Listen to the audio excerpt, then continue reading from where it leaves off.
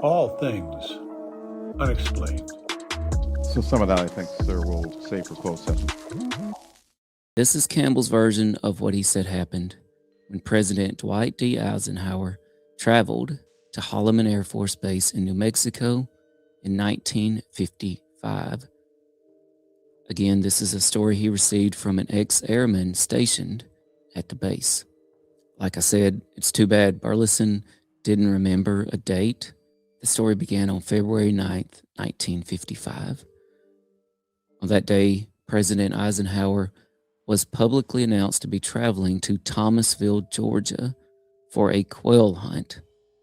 This is in the public record. And I will say what makes this very interesting is that the whereabouts of presidents are pretty meticulously tracked. And I want to encourage everybody out there, don't just take my word for it. Don't take Art Campbell's word for it. You can do your own research here with this, and you can start digging in to the whereabouts of Ike at this time. And what you're going to find is the typical UFO rabbit hole situation happening. Because when you start researching this, it gets really interesting. The next day, on February 10th, 1955, Eisenhower departs Andrews Air Force Base around 1 p.m. with a chartered press contingent.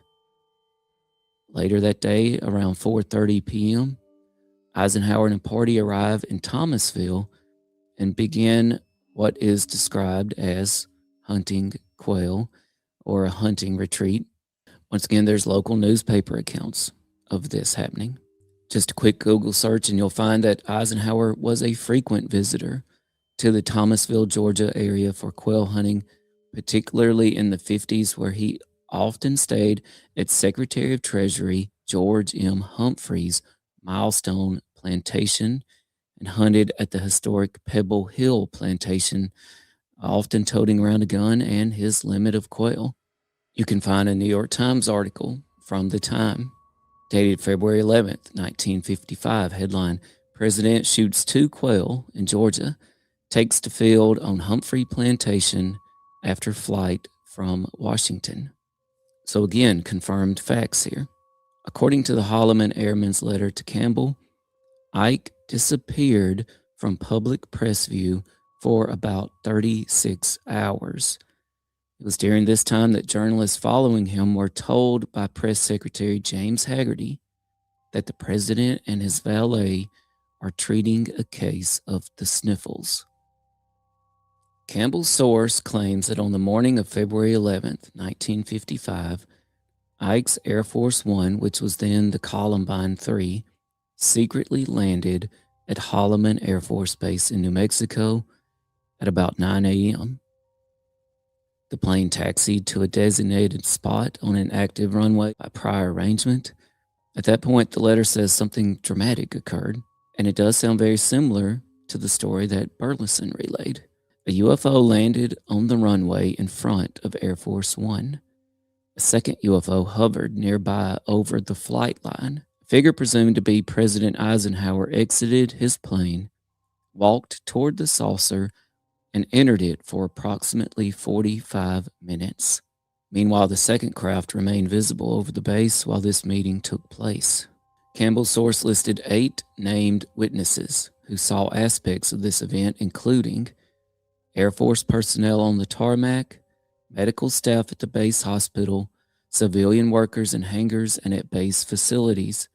The letter claims hundreds of personnel were present around the base that day.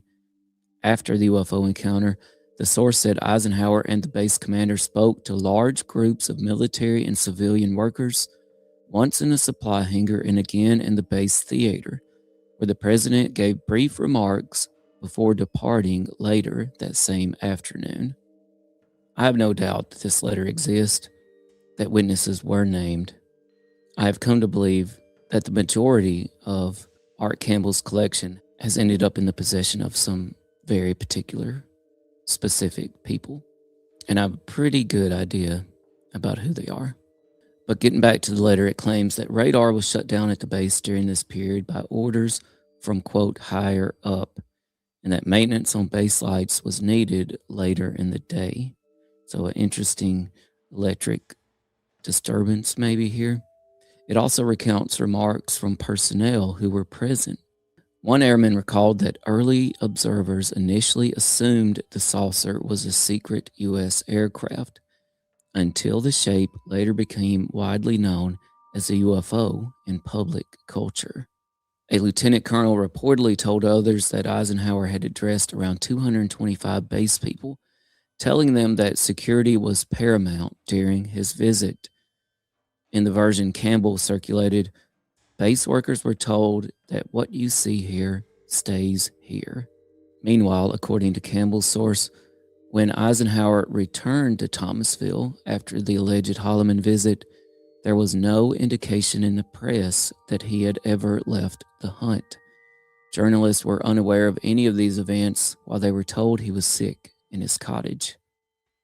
Campbell noted that this secrecy was likely intentional so that no questions would be asked of the president either while he was out of public view or afterward.